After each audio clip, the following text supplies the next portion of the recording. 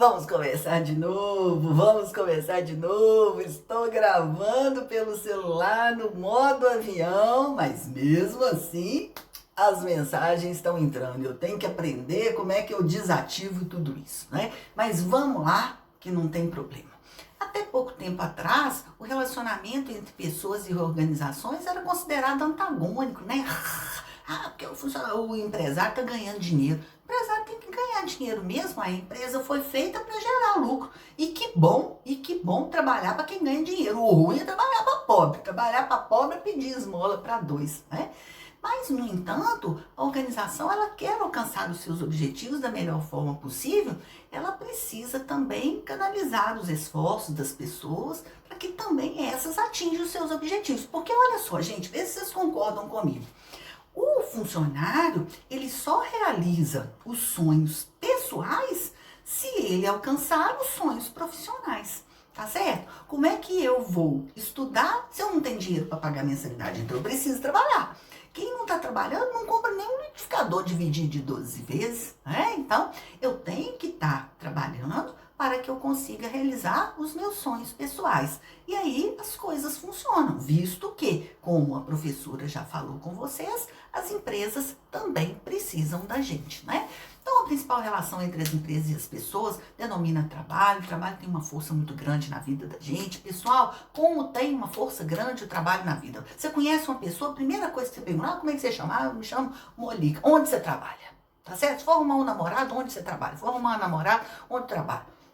É dessa forma, né? E quem não está trabalhando, ele se sente muito deslocado, porque a gente vive num país extremamente capitalista, né? Então as pessoas querem trabalhar para ter a independência. Então o Lacombe, ele traz uma informação para a gente que é muito importante. Olha, ele considera o trabalho como sendo parte essencial da vida do homem, onde é possível retirar o sustento, as relações sociais. Nossa, como nós sentimos falta disso na pandemia, né? Nós somos seres sociais.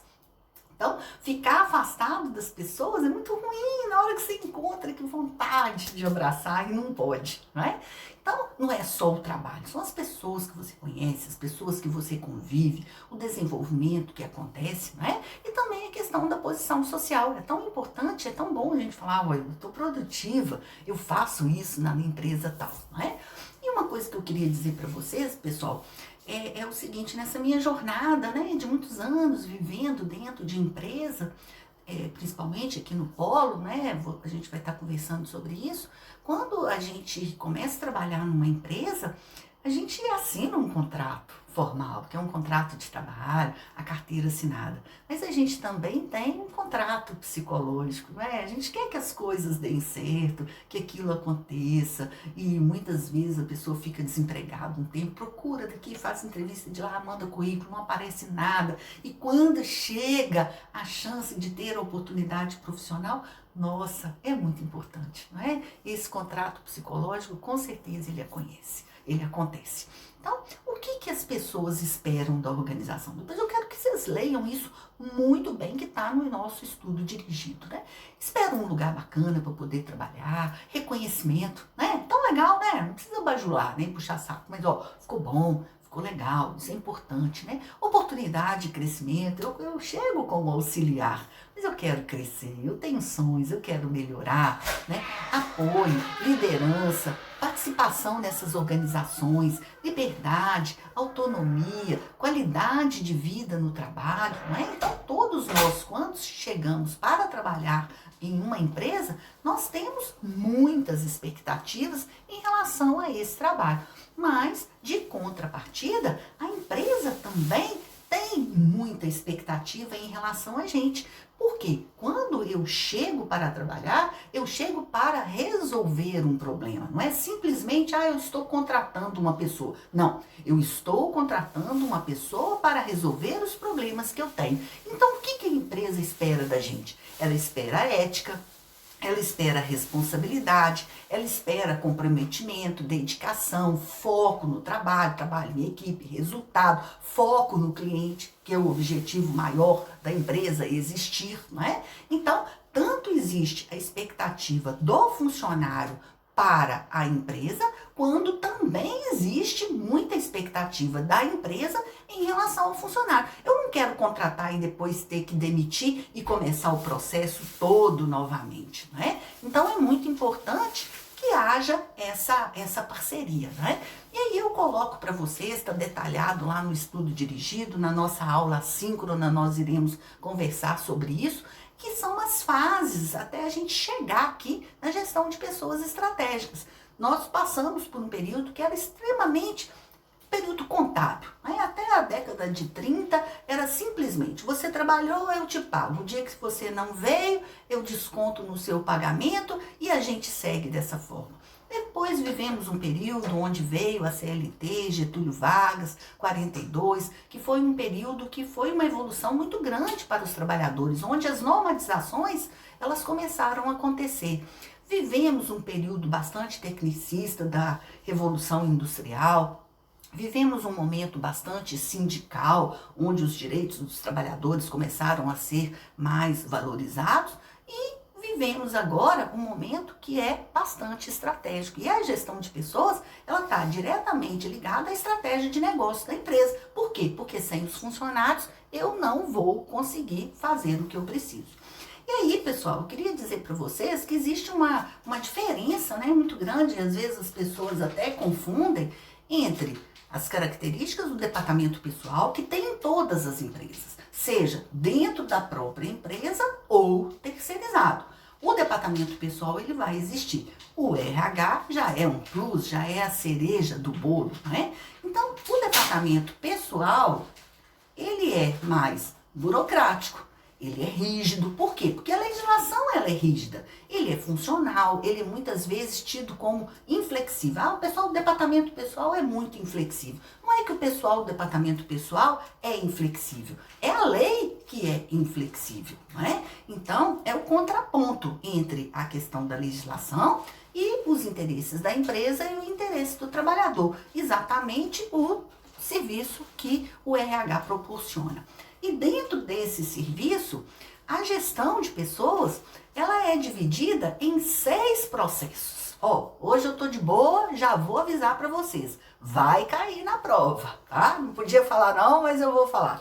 Vai cair na prova. Então, o primeiro processo, agregando pessoas, né? Onde que eu faço o processo de recrutamento e seleção. Recrutamento é o chamamento. A seleção, que é a separação de quem fica e quem não vai ser aprovado e não será contratado. O processo de aplicar as pessoas, que é onde eu tenho a divisão dos cargos, né? O que fulano vai fazer, o que o fulano vai fazer, quais são os cargos, quais são as atividades, quais são as funções. A parte que todo mundo interessa, né? Que é de recompensar, que é a parte de benefício, que é a parte de salário.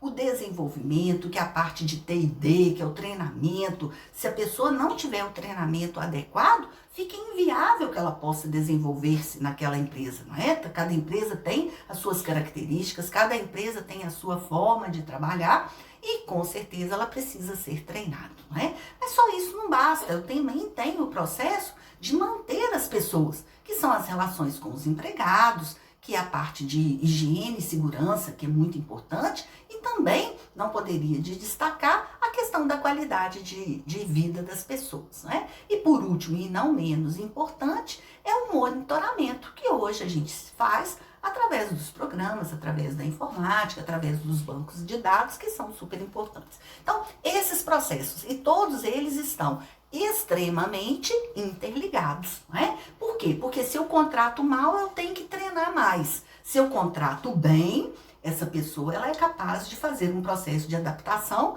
mais fácil, né? Porque ela já vem com experiência, ela já tem um know-how. Então, os processos, eles acontecem da melhor forma possível. Se eu tenho um programa onde a minha empresa ela tem um processo de qualidade de vida melhor, eu vou ter menos estresse, né? Então, todos os processos que o RH desenvolve, eles estão extremamente interligados, né? Então, ajudar a organização a alcançar os objetivos, a sua competitividade, que hoje está cada vez maior, funcionários bem treinados, aumentar a autorrealização, a satisfação, porque aquele funcionário que está satisfeito, ele não fica colocando currículo na outra empresa, ele não fica querendo trabalhar em outro lugar, não é?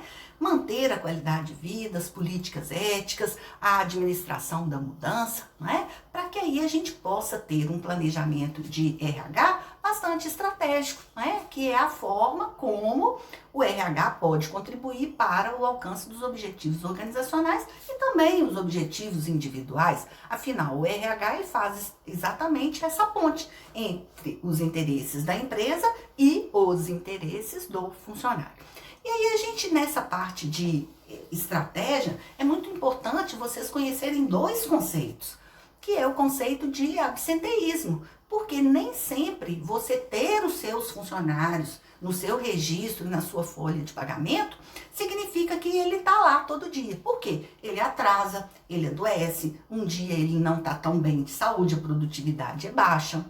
Ele tem que sair para resolver assuntos particulares, ele tem uma consulta no dentista. Então, nem sempre na empresa a gente tem todo mundo trabalhando ao mesmo tempo com a mesma produtividade, né? E no caso desse absenteísmo, são faltas ou são atrasos que são justificados. Ele não faltou porque ele não quis ir. Não, ele faltou porque houve alguma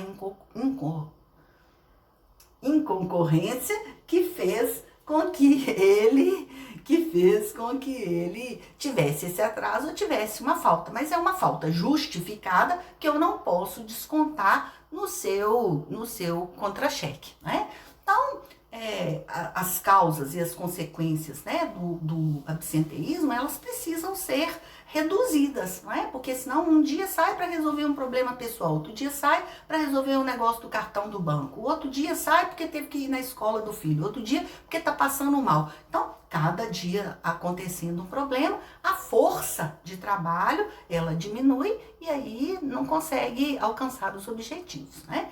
E a gente tem uma segunda questão, que é a questão da rotatividade, que aí é diferente, não é que é uma falta justificada, como a professora explicou no absenteísmo. A rotatividade é o resultado de saída de um e entrada de outro.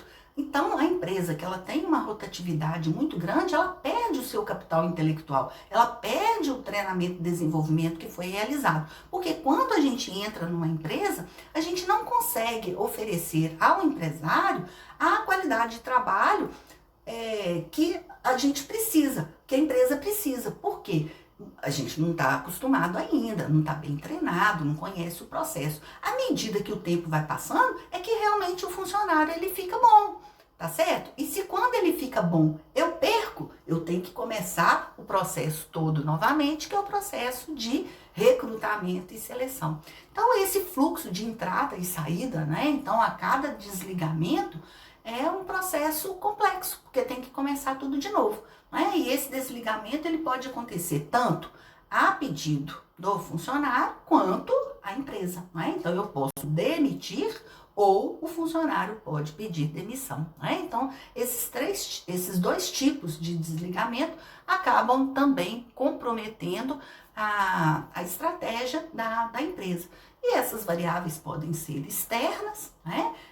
A conjuntura econômica, o funcionário achou uma empresa que paga mais, né? Mas pode ser também uma variável interna, né? Ele não consegue ver capacidade de crescimento, as instalações físicas não são legais, os relacionamentos são ruins. Então, tudo isso pode fazer com que haja rotatividade na empresa.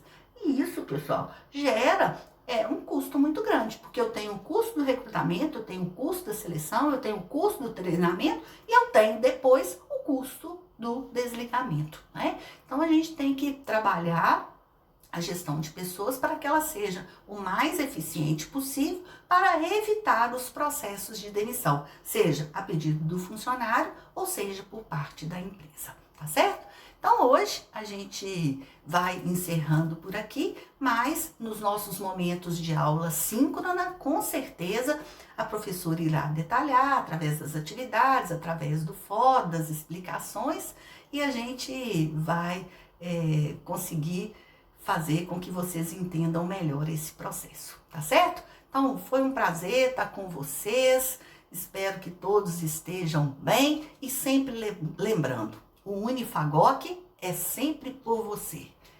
Bye, bye, até mais. Beijo, tchau.